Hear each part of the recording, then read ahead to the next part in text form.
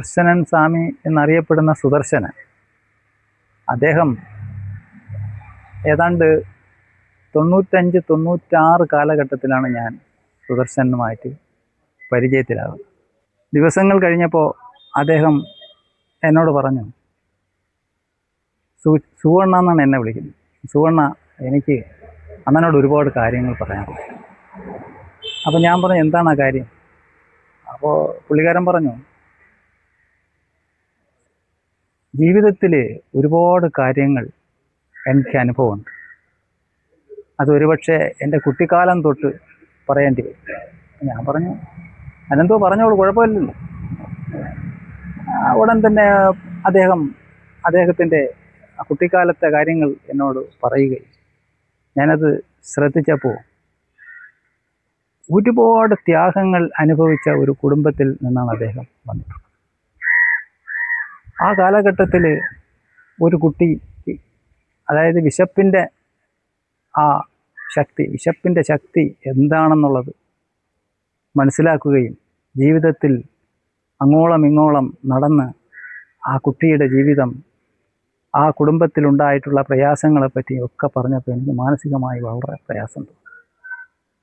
അപ്പോൾ ആ കാലഘട്ടത്തിൽ അദ്ദേഹത്തിന് ഉണ്ടായിട്ടുള്ള ചില ഉൾവിളികൾ, ആ ഉൾവിളികൾ എന്താണെന്ന് വെച്ചാൽ നമുക്ക് പറഞ്ഞാൽ നമ്മളത് വിശ്വസിക്കുമെന്ന് എനിക്കൊരു സംശയമുണ്ട്. അതായത് കുട്ടിക്കാലത്ത് കുട്ടിക്കാലത്ത് അദ്ദേഹത്തിൻ്റെ മനസ്സിൽ വന്നു ഭവിച്ചിട്ടുള്ള ചിന്തകൾ, അത് ഈ പ്രപഞ്ചത്തിനെ പറ്റി, പ്രപഞ്ചവും അതിൻ്റെ രഹസ്യവും, ഇതൊക്കെ എങ്ങനെ ഈ കുട്ടിയിൽ കടന്നു വന്നു എന്ന് ഞാൻ ചിന്തിച്ചപ്പോൾ സുദർശനൻ്റെ വാക്കുകളിൽ, അണ്ണാ ഇതൊന്നും വിശ്വസിക്കാൻ കഴിയില്ല, എങ്കിലും ഞാൻ പറഞ്ഞു പോവുകയാണ്. ഇന്ന് വീണ്ടും വീണ്ടും അയാൾ എന്നോട് പറയും. എന്തിന്? അദ്ദേഹം പറഞ്ഞ വാക്കുകളിൽ നിർലീനമായിരുന്ന ഒരുപാട് കാര്യങ്ങൾ, പ്രപഞ്ചത്തിൻ്റെ സൃഷ്ടിയിൽ ഉണ്ടായിട്ടുള്ള എത്രയെത്ര കാര്യങ്ങൾ അയാൾ പറഞ്ഞു. അതൊക്കെ ഞാൻ കേട്ടുകൊണ്ടിരുന്നു. അദ്ദേഹം ധ്യാനത്തിലിരിക്കുമെന്നൊക്കെ എന്നോട് പറഞ്ഞു. രാത്രികാലങ്ങളിൽ ഒറ്റയ്ക്ക് അദ്ദേഹം ധ്യാനത്തിൽ നിമഗ്നനാവുകയും അതിൽ നിന്ന് കിട്ടുന്ന അറിവുകൾ സ്വന്തം ഹൃദയത്തിൽ സൂക്ഷിച്ചിട്ട് അത് പേപ്പറുകളിൽ എഴുതി വയ്ക്കും എന്നൊക്കെ എന്നോട് പറഞ്ഞു. അപ്പോൾ വളരെ ഒരുപാട് വിദ്യാഭ്യാസം ഒന്നും ഇല്ലാത്ത ഈ മനുഷ്യൻ ശരിക്കും ജ്യോതിഷമോ അല്ലെങ്കിൽ മറ്റു രീതിയിലുള്ള അറിവുകളോ ഒന്നും തന്നെ ഇല്ല. അടിസ്ഥാനപരമായിട്ടുള്ളൊരു വിദ്യാഭ്യാസം മാത്രമേ ഈ സുദർശൻ വെച്ചിട്ടുള്ള സാധനങ്ങൾ മുഴുവനും അദ്ദേഹത്തിൻ്റെ അറിവ്, എഴുതാനുള്ള അറിവിൽ അതിൽ പരിമിതമായി. പക്ഷെ ആ പരിമിതമായ അറിവുകളെ അദ്ദേഹത്തിൻ്റെ ഭാര്യ തന്നെ നേരാമണ്ണം തിരുത്തി എഴുതി കൊടുത്തു. ഒരു ദിവസം സുദർശന എന്നോട് പറഞ്ഞു, എന്നാൽ ഞാൻ തിരുവനന്തപുരത്ത് വരുന്നു, ചില കാര്യങ്ങൾ അണ്ണനെ അറിയിക്കാനുണ്ട്. അപ്പോൾ ഞാൻ പറഞ്ഞു, വന്നോളൂ. ഒരു ദിവസം നിശ്ചയിച്ചു. അയാൾ നമ്മുടെ തിരുവനന്തപുരത്ത് വന്നു. ഞാൻ അവിടെ വെച്ച് മീറ്റ് ചെയ്തു. അപ്പോൾ എനിക്ക് കുറേ പേപ്പർ എഴുതിയ കുറച്ച് പേപ്പർ കഷ്ണങ്ങൾ എന്നെ ഏൽപ്പിച്ചു. ഇത് ഞാൻ എഴുതിയ കുറേ പ്രവചനമൊന്നും ഞാൻ പറയുന്നില്ല, പക്ഷേ ഞാൻ എഴുതിയ എൻ്റെ അറിവുകളാണെന്നാണ് ആദ്യം പറഞ്ഞത്. അപ്പോൾ ഇതിനകത്ത് ഒരുപാട് തെറ്റുണ്ടെന്ന് മാത്രമല്ല, ഇതിനകത്ത് എൻ്റെ ഭാര്യ ബിന്ദു അവളുടെ കയ്യക്ഷരത്തിൽ എഴുതുന്നതാണ്.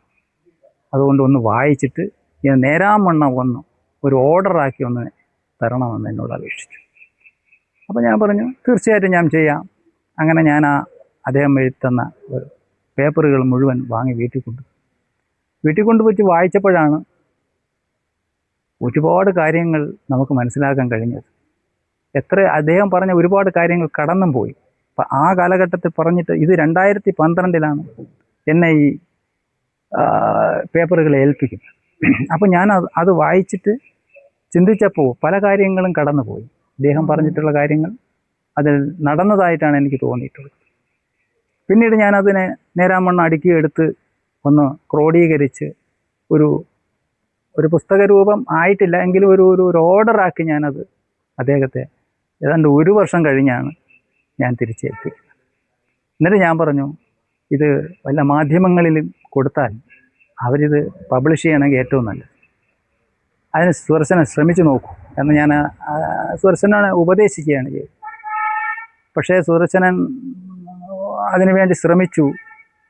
പലപ്പോഴും പല മാധ്യമങ്ങളും അത് അവർക്ക് ഉൾക്കൊള്ളാൻ കഴിഞ്ഞിരുന്നില്ല. ഏതായാലും അത് പബ്ലിഷ് ചെയ്തിട്ടില്ല. അങ്ങനെ എഴുതി വെച്ചതൊക്കെ പിന്നീട് ഫലിക്കുകയും ചെയ്തു അല്ലേ? പിന്നെ ഒരു കാര്യം, ഇദ്ദേഹം എഴുതി വെച്ചതെല്ലാം പിന്നീട് അത് ആള് സാധാരണ ഒരു മനുഷ്യനല്ല. അദ്ദേഹത്തിൽ എന്തോ ഒളിഞ്ഞിരിക്കുന്ന ഈശ്വരീയമായ ഒരു ചൈതന്യമുണ്ട് എന്നെനിക്ക് തോന്നി. അതിന് ഉദാഹരണം തന്നെ ഈ സൂര്യനകത്ത് ഒരു ശബ്ദം ഉണ്ടാകുമെന്ന്. ആ ശബ്ദം ഓംകാരം എന്ന ഒരു ഓംകാരം, നമ്മൾ ഓംകാരം മുഴക്കുമ്പോൾ ഉണ്ടാകുന്ന ഒരു ശബ്ദം, തരംഗം. ആ തരംഗം ഉണ്ടാകുമെന്നൊക്കെ പറഞ്ഞിരുന്നു.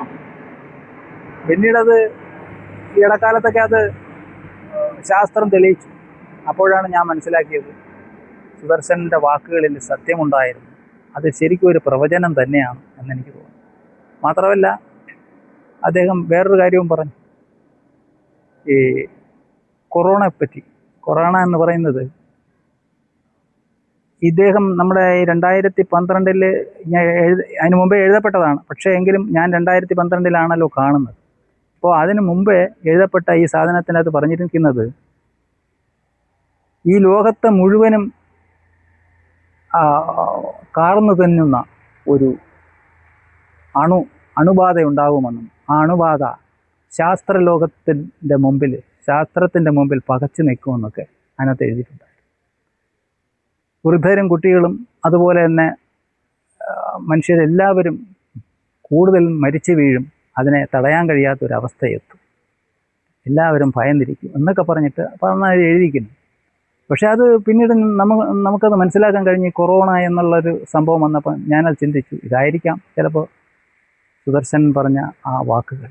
അത് ഒരു പ്രവചനമായിട്ട് നമുക്ക് എടുക്കാൻ കഴിയും. അങ്ങനെ പലതും നരേന്ദ്രമോദിജിയെ പറ്റിയും പറഞ്ഞിരുന്നു. അദ്ദേഹം ഭാരതം ഭരിക്കുമെന്നും 5-ൽ കൂടുതൽ വർഷം, 5 or 10 ചിലപ്പോൾ അദ്ദേഹം മനസ്സിൽ വിചാരിക്കുന്ന കാലം വരെയും ആ കസേരയിൽ തുടരാൻ കഴിയും എന്നൊക്കെ എഴുതിയിരുന്നു. അതൊക്കെ നമുക്കിപ്പോൾ കാണാനും കൂടെ കഴിഞ്ഞപ്പോൾ സുദർശനൻ്റെ വാക്കുകൾ ഇന്നും നടന്നുകൊണ്ടിരിക്കുന്നു എന്നുള്ള സത്യത്തെ അറിയാൻ കഴിയും. സുരേഷ് ഗോപിയുടെ വിജയം, സുരേഷ് ഗോപിയുടെ കാര്യം നേരത്തെ പറഞ്ഞിരുന്നു. അതെല്ലാം നടന്നപ്പോൾ നമുക്ക് സന്തോഷവുമായി. കാരണം അത് നടക്കണമല്ലോ, പറയുന്നതെല്ലാം നടക്കുന്നല്ലോ എന്ന് കേട്ടപ്പോൾ.